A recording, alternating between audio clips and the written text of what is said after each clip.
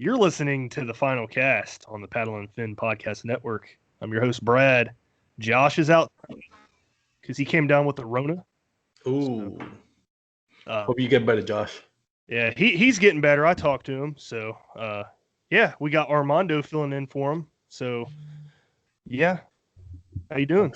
Pretty good, man. I'll try to do my best. I don't have the Josh look, so sorry for the ladies that are in YouTube right now. That's all you got. It's all Trash good. Panda is not here. I hope you get better, Josh. Go ahead. What's up? Sorry. I hope you get better, Josh. Seriously. Yeah, me too. Take care of yourself. Sounds like he is, though, so it's all good. Cool. It's all good.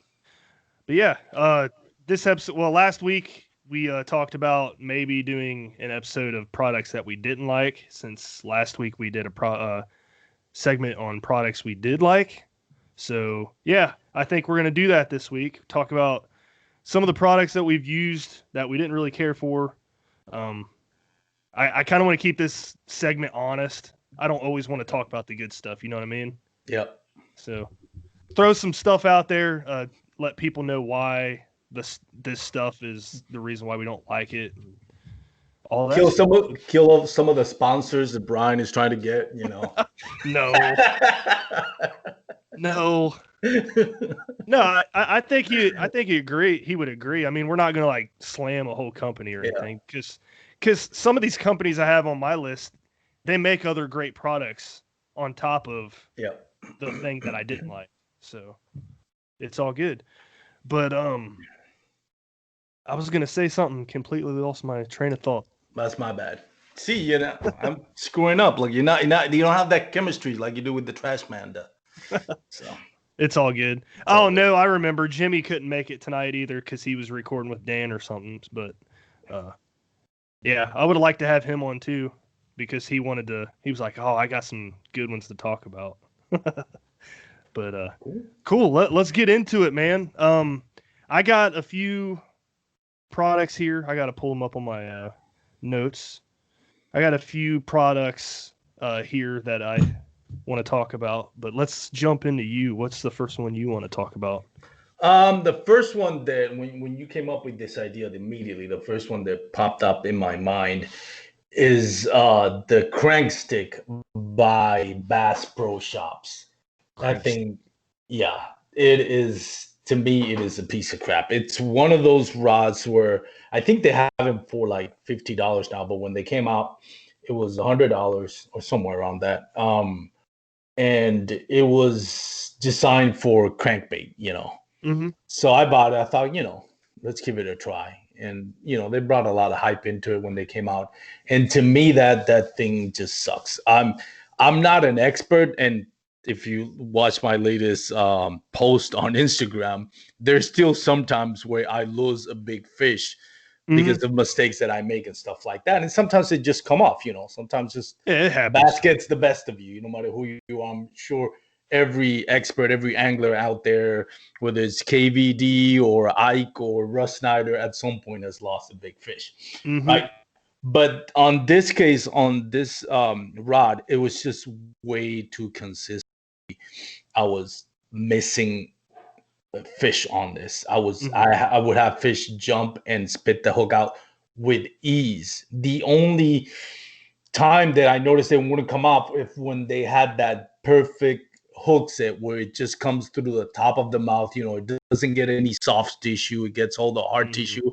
And when that happens, and a lot of time that's all depending on how aggressive the bass is attacking your bait more than your hook set.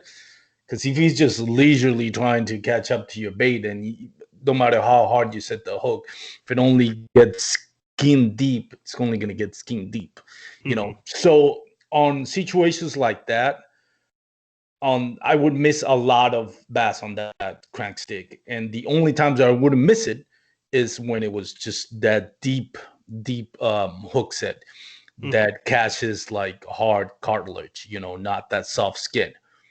And that's what I noticed. Okay, the problem, some of it's my fault, but a lot of it is this rod doesn't have that parabolical bend. I screwed that word up there. Parabolical. Thank you. That allows it to pin down that bass where when it needs to, when it's not a perfect hook set. And again, a lot of times it's just not in your control. You know, it all really depends on how the bass, you know, attacks your lure. So I switch rods, and since this is not, I don't want to do a shameless plug or anything like that. I'm not going to go into which rods I switched to or anything like that. I just say I switched to a high end rod. And I've every now and then I'll get a miss hook set, but for the most part, I see a lot of times now where I can haul in that fish that just have that very skinny, you know, just barely under the skin hook set, or those that when you pick up the bass, the bait just falls out of its mouth. Yeah. So that's what to me is like, you see, that's not necessarily something that I was doing wrong, although occasionally it could be, but it's just that what got that particularly rod is just something that I'm thankful for, is that the particular rod opened my eyes to don't bargain shop for cheap rods. Don't cheat yourself trying to get cheap rods. Again, sometimes, you know, if your financial situation doesn't allow you to get a high-end rods, and try to look for deals, you know, like sales, Black Fridays kind of stuff, or, you know, gift cards and stuff like that you might earn in some other way to try to save you money.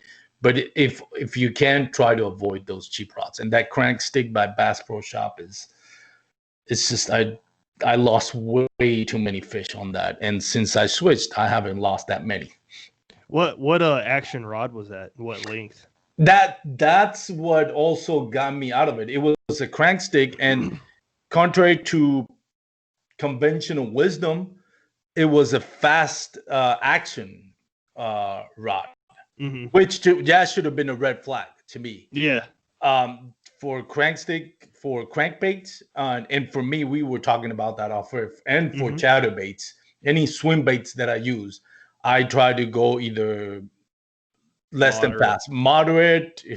Sometimes if you have like a medium heavy, you really can't have a medium heavy and have a slow or moderate action. It's very hard because of the, you know, just how it's built. You know, you can't have it two ways. So when I go like a medium heavy rod, I try to go as low action.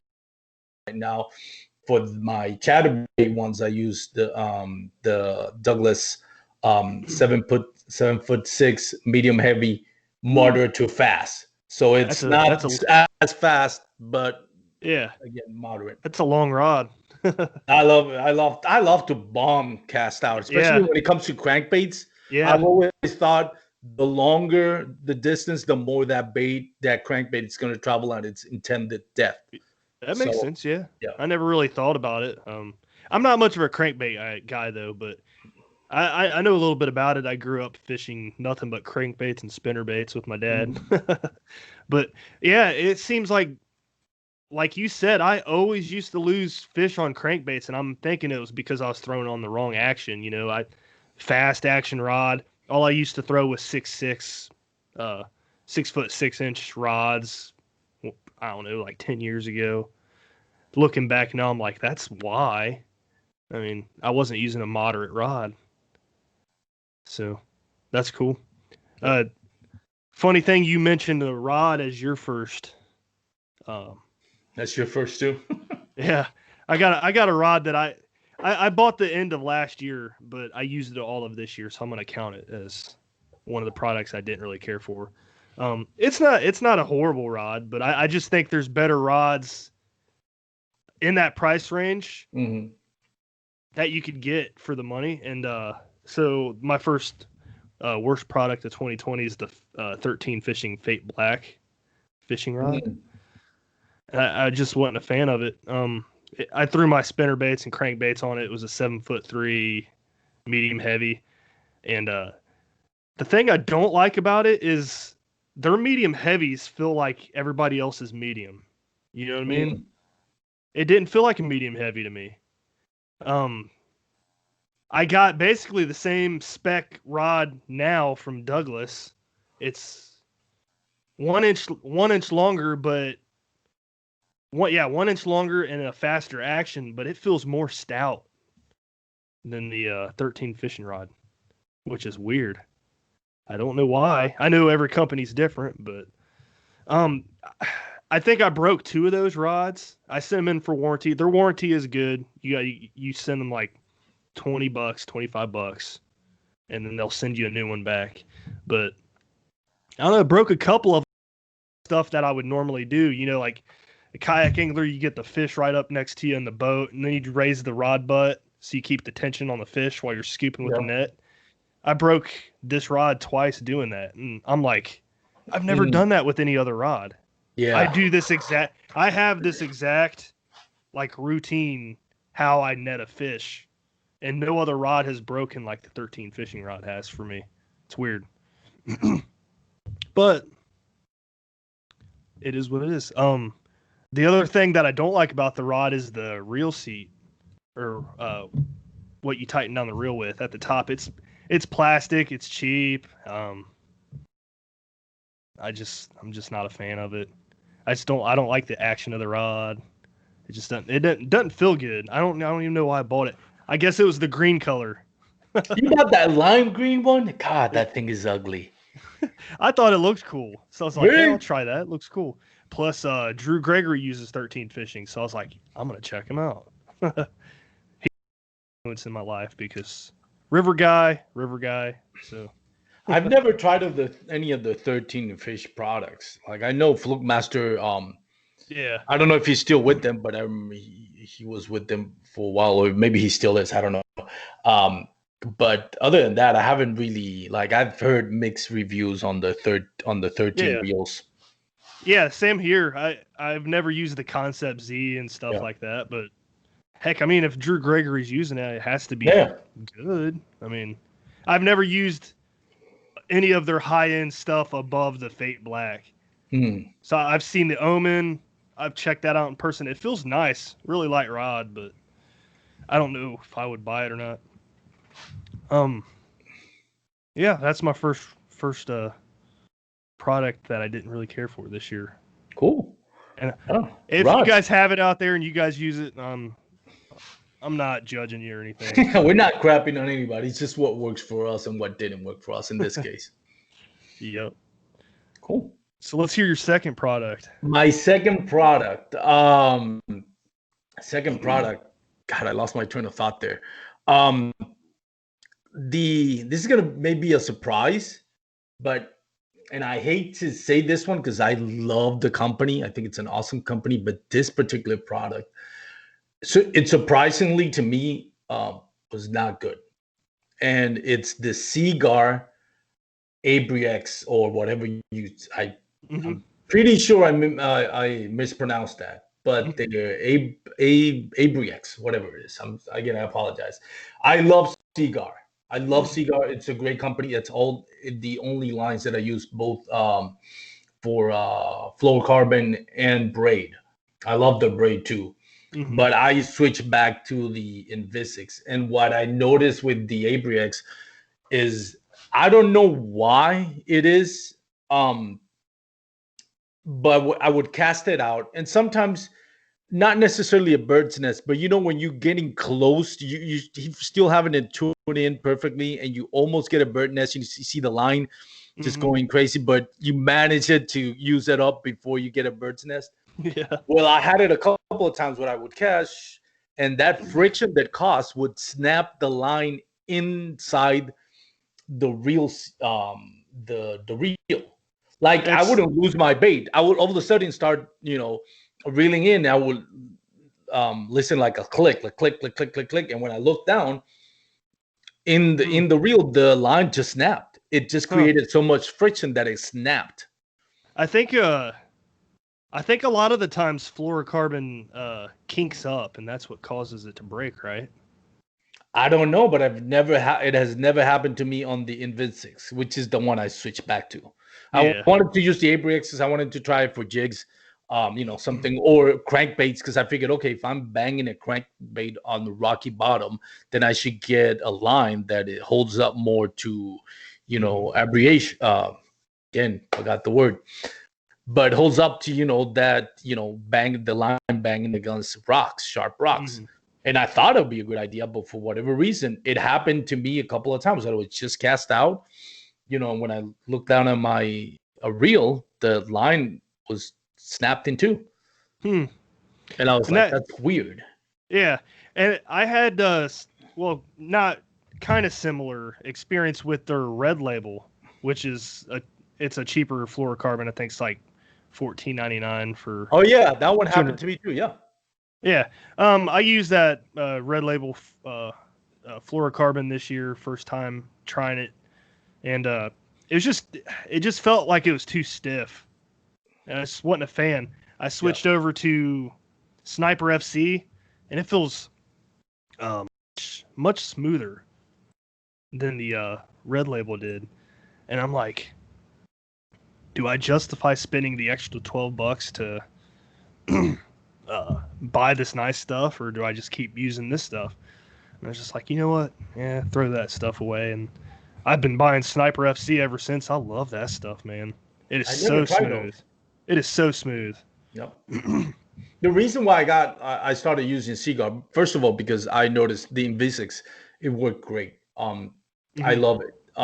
And I was doing some research on it, find out that Seaguar actually invented the whole fluorocarbon line, from what I understood. I may have gotten my facts wrong, but that's when I understood that they actually invented their fluorocarbon, or the components that make up a fluorocarbon. And their 6-pound test line, which is the one I use for finesse fishing, for like net rigs, and weightless Senko, is actually like a 6.1 or 6.2, meaning that it's the strongest 6-pound test line out there. Yeah. I love Seaguar. Yeah, I'm gonna try that stuff that you use, the Invisex. I've heard good stuff. Yeah, the Abrazex is a little cheaper too, right? The what? The Invisex, yeah, it's a little bit. Yeah, I haven't tried their. Again, I don't know why they have to put it this hard to pronounce name, but the Tatus or Tatsus. I know Daniel Perry. He got a gift card, or somebody gave him one, or something like that. I have to ask him, because that one is really expensive. It's like $40 for that's like 200 yards, man. Yeah, I was like, yeah, that's a lot. That's too rich for my blood, right there. Yeah, same here. I cannot believe how expensive fluorocarbon is. That's ridiculous. Yeah, it's like, for the Sniper FC, it's $27.99 at the store, but if I buy it online, it's much cheaper. But that's even more expensive than Invisix. Yeah, it's like $3. Wow. Yeah. Well, you're paying for something. I mean, not to judge. I mean, if it works, it works. I don't know Sniper. I don't know Sniper, so I mean, it's extremely smooth. I was impressed. Cool. Yeah. But yeah, red label. I'll throw that in there since you brought it up. Yeah. Bonus. What's yours? What's your number 2? All right. I crap on this one all the time because I see people post it. The Calco's donkey leash. I hate that thing. Hate it. I don't use leash. I stopped using it, and the reason why is because I lost my fifth fish using the donkey leash. I clipped it, put it in the water. He head shook. The fish was gone. I was like, you got to be kidding me. Oh, that's the leash to hold the fish? Yeah. But what do you use it for? Like, are you like catching? While you're getting your board ready to measure it. Does it take you that long? No, it's just you throw the fish in the water. It's better than leaving it in the net, out of water. You know what I mean? Yeah, but I don't know about that idea. But not to judge you, but I've seen other people do it. But to me, you're letting that fish, if you're in a tournament, right? Which is different when you're doing social media stuff. And you and I, we work. People need to understand, okay? We do a podcast. So it's kind of our job to provide social media for the podcast and for our sponsors. So when you're out there taking pictures, people are, look at this guy taking selfies with the fish. Well, we kind of have to if we want to keep our sponsors. It does saves us a bit of money here and there, especially when it comes to the rods. But that I get. Like, if you're going to take pictures. But to me, on a tournament, I don't want it to be too alive because otherwise he's gonna flop on the board, and I need to Yeah. take that picture. So I liked it to have it tired out. I figured if you put him, you give him a chance to catch his second breath, kind of so to speak, and then you bring him in, and now he's ready to put up a fight again. Like I just grab the board, take the picture, that's it. You're back in the water. Yeah, I'm pretty quick at it too, and that's why I don't use leashes anymore. But back to the donkey leash here. I was in a tournament, and it was a really hot 95-degree day in the middle of July, and I caught my 5th fish. I was the only person to catch a limit that day, so I would have won the tournament. Nice. But I had the fish clipped, put it back in the water, got my board ready. He head shook, came off. I ended up getting like 4th, I think, or 5th that day. Cost you a couple $100, I bet. It cost me money. And I was like, you know what? When I get home, this thing's going in the trash. When I got home, I threw it in the trash. And well, I'll tell you this: before I threw it away, I looked at it. I was like, what caused that? So when you clip the donkey leash onto the fish's lip, it pinches these 2 plier type things together, right? Yeah. Well, when you pinch the pliers together, you can pull the two plier things apart with not much force at all. I'm like, that's why he got off. Mm-hmm. So then I'm using fish grips now, which I'll clip in the fish's mouth, and then I'll wrap the bungee around so it don't get loose. Drop it in the water. If I need to like paddle like offshore to get out of trees or something while I'm measuring the fish. But fish grips have never failed me. Donkey leash has failed me, so I will not touch that thing. I do not recommend that product to people. Like I said at the beginning of this episode here, Calco's does make some great products. I use the Battle Box. Love it. Hate the donkey leash. Don't buy it. There you go. Dude, I can't stand it. I'm sorry. There's a lot of people that use it too. I should probably get into more, not leash for fish, but for like to keep my stuff around, like the pliers, because I've been known to drop them over throw the pliers on the water and put the fish in the holder. I've been known to do that. Like, believe it or not, I've seen videos. I like, yeah, it's the other way around. Yeah. Fish goes in the water, pliers go in the holder. But I'm so clumsy that I'll probably make a mess. I'll probably like strangle myself to death between a bass flopping, a leash, and the line. I'm sure I'll die at some point. Yeah, if you guys out there have a donkey leash, I urge you to clip it shut and then pull the pliers apart. You're going to see how easy it is. I'm telling you. Burn it. And I've seen many posts. Excuse me. I've seen many posts in a kayak bass fishing page where people are talking about it. They're going back and forth. I've never had an issue. Somebody else was like, I've lost fish on this thing. Same thing as me. So I'm not the only one losing fish on it. So that tells me there's a red flag. But that's all I got to say about it. Yeah, that's a product I don't need. Yeah. So I'm throwing them in the net now, letting it hang over into the water. It's just as easy. Cool. All right. My turn again? Yeah. Okay. I got this is another line, but I have to keep it separately. Again, when I started, I was trying to figure out what's, worth spending extra money on and what's, what you can get away with trying to cut corners. And there's not a lot of stuff you can cut corners when it comes to fishing. There are some, and we'll probably do an episode on that. But one thing that you learn real quickly, don't cut corners, is online. In the sense of and talking about the Abrix, I was not cutting corners because that thing was more expensive. But on this product, the Spider line. Spider wire. Oh my God, what a piece of crap. braid? Jeez. First braid I've ever used was Spider wire. Oh my I didn't like God. They put so much. I bought it. First thing I noticed is they put so much coating in it that it was pasty. Yeah. And it was my first braid. No, correction. My first braid was Mega Cast. I got it in one of those MTV boxes. And that's why I was like, okay, I love braid now. I'm going to spend more money going braid. So I figured, okay, well, the Mega Cast, I couldn't find it anywhere. That's the one that came on the MTV box. So I went to like, okay, I'll do Spider, which is the cheapest one I could find. I think it's horrible. It was just pasty. Yeah. It was just pasty. I'm like, I couldn't get it. I was like, what is all this paste? I had I the didn't. same problem.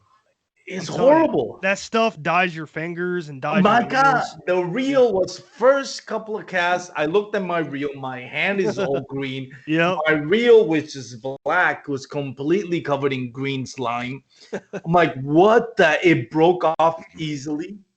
I didn't end up using the whole thing. I just threw it away. I'm sorry. That is a horrible, horrible product. I agree with you. That is a horrible product. It is the fact that when you open that case and you see that paste on it, you can tell it was done cheaply. Like they just spray painted that thing once it was already packaged or something. They should be. I am sorry. I'm not usually this critical, but that company should be ashamed of themselves with that product. I'm sorry. Spiderwire is a piece of crap. I would not recommend it to anyone unless they up their game in the last few years. I think sucks. I'm sorry. I don't know. It sucks. I don't know if they've came out with anything lately or not. But yeah, same. I've had the same issue. That's funny. What are you using now, braid wise? Cigar. I just stay with Cigar. Okay. I'm using Power Pro. Power Pro is pretty good too. I like it. I've heard so many bad things about Power Pro. The one thing that turned me off of Power Pro is like when I went to my local tackle shop, and I would ask them sometimes that, especially because I have a good relationship with them, I'll say, hey, can you spool the line for me? And they'll spool it for free. Mm-hmm. But if it's a free one, they'll use Power Pro. Okay. So I was like, okay. And then they had other lines. They'll say, we'll spool it, but it's expensive line, man. It's an upcharge. And I was like, okay, so if you're spooling with Power Pro, that means that's a cheap one. So no, I don't know. I never used it. It's expensive. I love Power Pro. That's good stuff. I never used it. I like it. Yeah, it might be good. Like I said, I never used it. But I to stick with Cigar, probably because it's the one I've used after Spider. So yeah, any product you use after Spider Wire, it's gonna be better, and you're gonna fall in love with it because that's how much you're gonna hit Spider Wire. I'm sorry. Yeah, that's funny. It is. Was that your last product? No, I have another one that's not really related to fishing, but that's right. Yeah. But go ahead. Do you have one? Yeah, I got one more here. I don't really hate it, but it's the Abu Garcia Revo X reel. Yeah. Spinning reel. I just sorry, I got tonight, so it's I'm kind of struggling. No, I was working around plywood dust all day. Oh. Yeah, but yeah, the Revo X. I used to wade fish a lot, so I used to dunk my reels in the water and have all those kind of issues and stuff. Fluger, I mean, you drop those things in the water and they still feel exactly the same as they did when you took them out of the box. The Revo X, not the case. You get water in that thing and it grinds. It grinds. And I've had two of them now, and both springs in the bail have failed. Both have grinded after getting water in them. And being a kayak angler, this is a wet sport. You put your reel in the deck of the boat, it's going to get wet. Mm-hmm. And I don't feel that is a reel that you need to be using while you're kayak fishing. If you're on a boat, I would probably use it. In a kayak, probably not. I'm going to Shimano or, like I said, Fluger. Flugers, oh man, they're just so price affordable and reliable. I'm going to check out Fluger. Oh man, the Fluger President, they had one called the Fluger Purist that I used to love. It was like a $79 reel. They got the Supreme now and the Supreme XT. All great reels, but yeah, Revo X, wasn't impressed. Yeah. I knew Bailey from Serious Angler. Serious Angler, he was like, "You're not gonna like it. You should have went with the Dawa Fuego or something. I think it was called." Bailey always has an opinion. I know. Yeah, he knows his stuff though. He does. He's a very good angler. Let me say that. Yeah, but I should have known, but I didn't know. That's the thing. But now all you know. So if you get your Revos wet, they're gonna grind, because it's happened to me a couple times. Well, now that you mentioned that, now I got two. Because I just remembered, and I'm gonna try the Fluger, because I've just been having problems with the Shimano Sedona, which has, I don't know, maybe I just got the lemon, the runt of the litter or something, because I know the reviews on it were great. Like I read the reviews, but that same thing with the Shimano Sedona gets a little bit of a moisture and it won't lock. Mm-hmm. It won't lock. It happened to me 3 times. Thankfully, none of the times have been where I caught a fish. I wouldn't have been able to caught a fish because it wouldn't lock. But it's because I got snagged. I'm like, oh, it's not locking. And then all of a sudden, I think it's because it got wet, because the next day it'll work fine. Yeah. So if it's something after broken, it dries out. yeah, if something is broken, it's not gonna get fixed itself. You know, if it's broken, it's broken. If it's broken piece, it's a broken piece. But that's what me like, well, wait a minute, maybe it's because it got wet. And it happened to me Thursday. Thursday, same thing. It happened again, and that's the last one. I throw it in the trash. I've had it for a year. So the Shimano Sedona, I love Shimano reels. Don't get me wrong. I love Shimano. These SLX, the Curados, they're amazing. The only other reel that I use other than Shimano is the Abu Garcia Revo EXD, which for crankbaits is an amazing reel. That I think that's the best reel, and it kind of flies under the radar. But that Revo EXD, that's an amazing reel. I'm not completely sold on all the Abu Garcia reels. I also have the another, I forgot which one it is. Forgot the name of it, but it's the big one for big baits, not the Toro. It's the other name. And I have mixed reviews on it, but regardless, the Shimano Sedona, I don't know, man. It's a piece of crap. I threw it away. I think it was yesterday or before yesterday. That just goes to show you that you get what you pay for. Well, it's not cheap either. It's like $69 on retail. I'm looking it up right now. I wanted to make sure I got the same one. I mean, it's not super expensive, $69, but compared to, let's say, the Mac 2 by Luz, which I don't like their bait casters. Luz bait casters, I don't like them at all. But their Mac spinning bait casters, they're kind of heavy. They're on the heavy side. Yeah, they're pretty solid, pretty durable. They're a I've little heard bit too heavy. Yeah. Huh.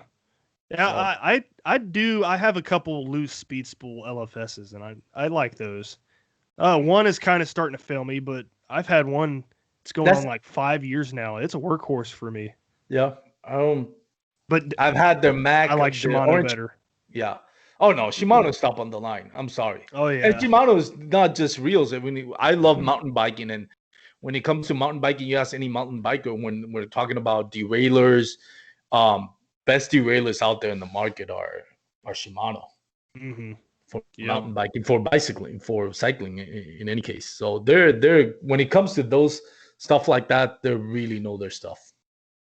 Cool. Yeah, so if you have a Revo X spinning reel, just be wary. Try not to get it wet. Yeah, same with the Shimano Sedona. Not good if you're on a kayak. Yeah. All right, what's your unrelated? Kind of unrelated. Okay, so like we were talking about. I'm interested to hear this one. Like we were talking about, when we do the podcast and we kind of have our own sponsors and stuff like that. Not that that's the most important thing, but we do expect it, in our case, especially with Douglas, we're expected to bring some content into, what we're doing. So a lot of it is technology, GoPro and stuff like this. I'm going to put, if you're watching it on YouTube, because I can hardly read it. I'm sorry. It's I don't know if you can see it. Can you read it? 128 megabyte. Yeah, I don't know how memory cards work, because they all say SanDisk, but I'm assuming there's a different company that I don't know how it works. Anyways, but this one is Image Mate Pro. half the time I'll get encrypted error on it, and I lose my footage when I'm out the water. Oh, that would So, suck. oh my god! So thankfully, it hasn't really at the times that it hasn't worked. Fortunately, the days that I get skunked, which happens more often than I would like to admit. But every now and then, all of a sudden, I'll get like an encrypting error or SD card error or stuff like that. So if you're gonna buy an SD card and you're really on having, making sure that thing records because it's memories, you can't necessarily recreate. Yeah. Don't go for a cheap one. In this case, again, Image Mate Pro. It's a piece of crap. And I know it's the card because I've used other cards on that GoPro and I've never had a problem. But this particular card was half the time. Is that one of those $5 specials on Amazon? Probably was. I don't know. It's an old one. It's before even I started fishing. Yeah. But I gotcha, yeah. It is. I know they're like some of them are rated for like the memory storage is different from the rating for high definition and action camera. This is rated for high definition action cameras.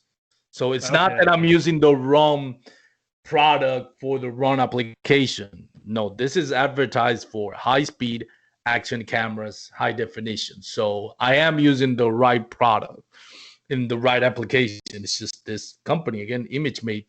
That particular card may have gotten the runt of the litter, but works half the time. Interesting. That's good to know, though. Yep. I know a lot of fishermen record their stuff. Yeah. And even if you're not doing it for a sponsor, stuff like that, it's good to watch you see what you're doing right and what you're doing wrong. I'm actually going to do a breakdown of my latest fish that I lost because I was rewatching it and I figured a bunch of stuff that I figured, hey, you know what? I did this wrong. So for those out there that are learning, to fish or kayak fish, especially kayak fishing was a lot of movement, a lot more dynamic. It's different than fishing from a shore, from a boat. If you can, take your GoPro, see what you're doing right and what you're doing wrong. When you miss a fish, go back to the video, see what you could have done better and analyze it. Because there's a lot of stuff that open your eyes and figure, oh man, there's some interesting stuff. I'm going to do a video, a breakdown on it because there's a lot of interesting stuff that I watched just by the video. Yeah, it's interesting. I never really thought of it as a learning tool for myself. I've always stayed away from recording footage of on the river because I don't want people see where I'm fishing. Oh yeah, and that's the thing. Local guys. That would be just for yourself, like. Yeah. Oh, I got you. Yeah, that makes sense. For yourself. Unless I find like a cool little clip in there that doesn't show anything in the background. Yeah. Well, cool. We hit some products we didn't really care for this year. Is there anything you're looking forward to for 2021? Man, I'm going to get more active on the tournament scene. Product-wise. Product-wise. I'm sorry, my bad. Not personally, product-wise. Man, not really. You want to see what Seaman brings next. I'm always interested what Seaman's going to bring next because I think that they make such a great product. Oh yeah. On every level, they just hit it out of the ballpark. Some products I'm not really a fan of, like the Zinker worms. To me, I don't like it. Not that they don't work. Catherine Fields swears by them, and that's where she definitely gets the results she wants with it. I just haven't got adjusted to it. But I mean, pretty much Seaman is a great company, man. Always looking out for what they're bringing out next year. We're on the same wavelength because the product that I'm looking forward to, I don't know if it's released or not yet. I haven't seen it, but the Willow Vibe that they talked about. Oh yeah, I saw that 1/8-ounce jig head with the little willow chatterbait type thing on the. That is genius, and I cannot wait till they come out because that's going to be a river smallmouth killer, man. Throw a grub on there, throw a small swim bait, 2 3/4, 3 1/4 swim bait. I don't even know. You could throw a twister tail on there, like Mr. Twister brand. You used to kill smallmouth on a pink jig head with a chartreuse Mr. Twister with a silver flake in it, and that would go awesome on the Willow Vibe. cannot wait for that product. Yeah, Seaman hit it out of the ballpark with their jackhammers, man, and now they're like doubling down on it, like they're putting blades on anything. Heck yeah, that's a good idea. I would have never thought about that. Yeah, they're like that product you just showed right there. It's kind of like a scrounger. So I wonder if it's like, to me, I always like to look for a product that matches the same result, for example, as the jackhammer, just because the jackhammers are so expensive. And to me, they're worth it because of the results I got. But if I can find a bait that gives me the same results as jackhammer, it doesn't cost as much, I'll totally be into it. So okay. It kind of does look like a scrounger. It kind of is. It's kind of like the same concept of a scrounger. Scrounger's like the scrounger's blade is fixed to the jig head, kind of like a crankbait would be. Yeah, the willow vibe moves back and forth. Yeah, the scrounger is more like a poor man's chatterbait or jackhammer. So it moves the whole thing back and forth. Yeah. Okay, I got it. I started using this year. I got a nice bite on the scrounger. I started using it for the first time. I got that idea of Dan Perry. We're talking about the jackhammer. It's just like, try the scrounger. That looks like another bait that would be a smallmouth river killer, man. Because if there's anything that you fish in the river that you should fish in the river, it's a ball head jig, man. Just because it comes through rocks so easy, it bounces off the bottom and you don't get hung up as much. It's nice. I love ball head jigs. It's awesome. Cool. Oh, well, yeah, that was it. That's all I had planned for the episode. Unless you wanted to go into some goals for 2021, you were going to. So no. I wasn't sure what.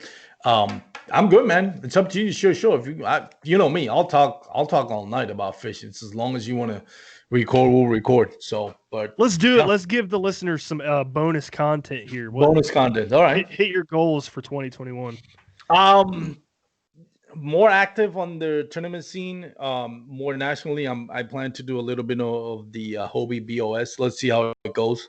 Heck yeah. Not putting expectation of winning or anything like that. Just maybe I'll get a result that's good enough for at least one trail to get me to the TOC. We'll see. But if it doesn't, I'm not going to be disappointed. Dude, that'd be awesome. Yeah. If it doesn't happen, I'm not going to be disappointed. At the end of the day, it's just fishing, man. I just want to enjoy it. I kind of like put it on a measuring stick to see how I measure up to some of those great anglers out there. But I by no means think that I'm going to go out there and, consistently watch out, Russ Snyder. Yeah, no, that's not going to happen. Armando's coming through. Move over. Nothing to worry about me. They're going to be like, yeah, man, more money for my pocket. That's awesome. Fill that pot. But Bass Nation is coming to Texas, from what I understand. Steve Owens, which has been for a while now, trying to get a trail director for Texas. I think, from what I understand, I'm not going to say the name because it's kind of unofficial, at least from the way I got the information. But apparently they do have a trail director, and Bass Nation is going to have finally. I shouldn't say finally, because Bass Nation just started doing kayak trails, so it's not like we've been waiting for years when it comes to Bass Nation. But it looks like they're going to have a trail dedicated to kayak fishing in Texas. Yeah. So I'm waiting for their Bassmaster or the Elite Trail for kayaks to see if they have another stop other than the Classic. If they have another stop other than the Classic, they might do that as well. That'd be sweet. Yeah. You'll be able to go to the Classic next year, right? Where is it? Texas? Yeah, it's gonna be. It's actually where I live. Dude, you better go to the expo and stuff then. Oh yeah, no, I already talked to Kevin Johnson. If they'll have me, I'll be on the Douglas booth. Heck yeah. Or at least being out there, mingling with some of the pros. But yeah, no, I'll definitely be up there. I'm not gonna compete. I didn't participate in anything to qualify for it. So I wish I would have, but this year, next year, contrary to this year, it's by invite only. It's not open like it used to be. So I hope they have the expo just for yourself. Oh yeah. Oh well, yeah. That's the other thing. Kind of forget about the whole pandemic thing. We'll see what happens. Yeah. Yep. That's some cool goals set for you, man. Yeah. Mine aren't that high because Dude, I it's can't high I if it's can't for you. It's yeah like, I can't afford to do the Hobie Bass Open and stuff. So I think next year I'm gonna stick local still. 'Cause I just have fun doing it. Hit more river tournaments. paddle and fin trail. I'll probably do a couple of those. I was gonna try to do all of them, but the job that I took, I ended up back with my old job, so I don't get Cool. those Fridays off. Um. Oh, I haven't said anything about this yet, but 153 Baits, I had them on a few episodes ago. Oh, yeah. I am helping them product design stuff specifically for the river. Nice. Yeah. Nice. So if there's anybody out there, if there's something that you want or some kind of setup that you want us to tinker with or paint scheme on a crankbait or anything, send me a message, dude. I will pass that along to the owner and I will try to make that happen for you. You need someone to sponsor? You want to sponsor me? I mean, I'm not even getting anything for this. I want to be part of the design process. I think that's cool. It's been something that I've wanted to do for a while. Yeah, I've heard a lot of good things about that company. It's not Yeah. in my area, but They're cool. Matt. They're cool guys, man. They're Yeah. awesome. Yeah, Matt was going to be on tonight, and we were going to talk a little bit about it, but he's in New York and at work, so I Nice. can't make it out there. But yeah, I'm looking forward to that, doing some different things with them, stuff like that. Just keep grinding, doing the podcast thing. I love it. Yep. It's what I love to do after I'm not, or when I'm not fishing, for sure. Definitely. If I could record a podcast with you guys every night, I would. It's so I much know, fun. right? I always like, I need to get a special guest, but it's like, I'd rather talk to my buddies. Yeah, and that's funny you say that because Andrew Hayes from the Tackle Talk podcast, he's like, dude, I'm kind of jealous of you guys because That's a great podcast too. Oh man, best produced podcast I Yes. listen to. It's so good. Yeah. Shout out to that guy. I love podcasts that are really structured. That one and Paddler's Playbook down in South Texas. Mm-hmm. I love how they're kind of structured. They even have like a kind of Vanna White introducing them to the segment, which I thought it was cool. Yeah. But yeah, Paddler's Playbook and Tackle Talk podcast, man. I love that they're so structured, especially Tackle Talk. And I think it's cool because of what he's trying to project. It's to talk. He's an about honest dude tackle. too. Yeah. Like he'll straight up tell you like something like an episode we done tonight. This product sucks. I don't like it. But going back to what he said to me, he's like, I'm kind of jealous of you guys because your episode or your segment is more talking to your buddies, hanging out, talking to your buddies. And that's what it is. And I like that, Yeah. So we'll keep doing it. It's going to be fun. Hey, that was one of my favorite episodes you've had with him. Yeah, that was a good one. Seems like a nice dude. I haven't met him. I don't know why he thinks a Bandito Bug's overrated. I have to talk to him about it. Well, did you listen to that whole episode? Yeah, I did. Yeah, I can't remember all of it, but he was. Yeah, I was throwing a jab at it because I remember he saying he got a lot of slack for it.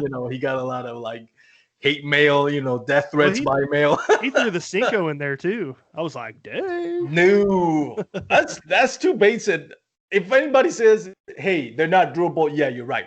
Neither the Bandito Bug nor the Cinco are durable at all. You'll be lucky to get one bite out of it, but you will get a bite out of it. That's pretty sure. Yeah. And I forgot what I was gonna say. It's all good though. Oh well, this is the last episode of 2020. So. Oh, you're closing out the year? Yeah, this is my last episode for the year. Cool. Everybody's last episode is this week. Yep. So this episode airs when? Thursday. Thursday? There's no Friday? Oh, there's Friday, Saturday, and then Sunday. I think Doo-Doo's the last one on Sunday. Oh, okay. So he closed out the year. Okay, so you got. Yep. So this goes is just out my Thursday? last episode of the year. Oh, the reason why I asked too is because I'm the one probably uploading it now. Oh, are you? Yeah, I'm helping My Brian out. Okay, cool. Such a whiner, that Brian. Not kidding. He's a great dude. He needs some help. I Yeah, know he how to do definitely it does. too, man. Yeah. Brian, I can help you out, man. Dude, accept the help, man. We love you, Um, Brian. yeah. So with that said, what is your favorite episode of the year, real quick? For my podcast or just in Yeah, general? for yours. Oh man, that's a hard one. Man, I have so many. I know my most popular episode and the one that I've actually learned a lot from it was the one with Dan Perry fishing Oh deep yeah, ledges. that was a good one. That was before I joined Panel and Fin, and I sometimes go back to my Anchor account to see how my old podcasts are doing, if anyone's kind of gotten to a trend, and that one is always on the up. It's got like, it's one of my latest one, but yet is the one that has the most listens to and views on YouTube on my old channel. So I Nice. loved it. But yeah, I like to, that was when I was doing the whole kayak fishing 101. And I love that episode, but I really love live stories. Like, Yeah, I love that. yeah, that's what I want to bring. I know there's a lot of great anglers out there to talk about, this product or how this tournament went, and that's great. I'm not, throwing shade at that. That's awesome. We need podcasts like that.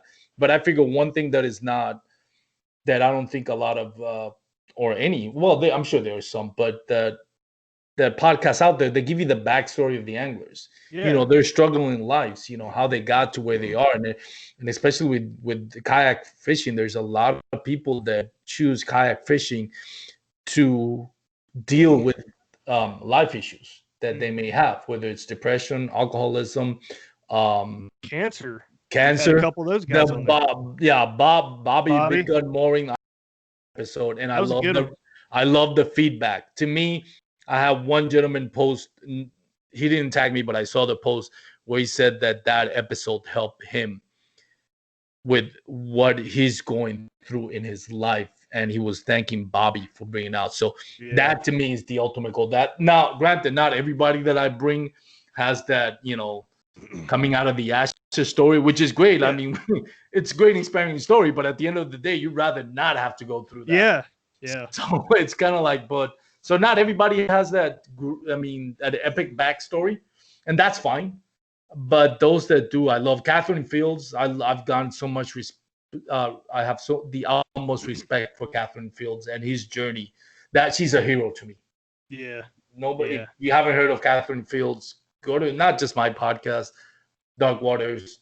And I'm sorry, I'm going on a binge here, but yeah, she's one of my all-time favorite kayak fishing.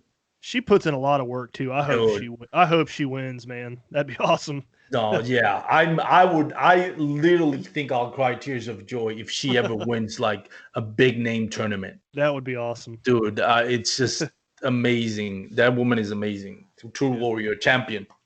I might be a little biased here, but I liked when you had my buddy Matt Souders on. Oh, Matt, yeah, that was a good one too. Yeah, Matt talked about some things that that one also got some feedback of people just telling me, hey, nice. That kind of helped me reach out. You ought to reach out to Derek Brundle. He has a crazy story. Yeah, and actually, Bobby Morin was telling me how it all goes full circle. Mm-hmm. Bobby Morin was telling me how that episode of Derek Brundle with Scott Butcher, which Scott Butcher is my inspiration to do this type of podcast, because I know Scott Butcher does that or used to do that when he had his podcast. I don't know if he still does. He does. But anyways, that story with Derek Brundle helped Bobby Morin kind of like go through some dark times, help him get through some dark times. And then I bring in Bobby Moore, and I'm honored to have him, because at the end of the day, it's Bobby's story, not my story. I'm just asking the questions. And I just, all I can do is hope that I ask the right questions.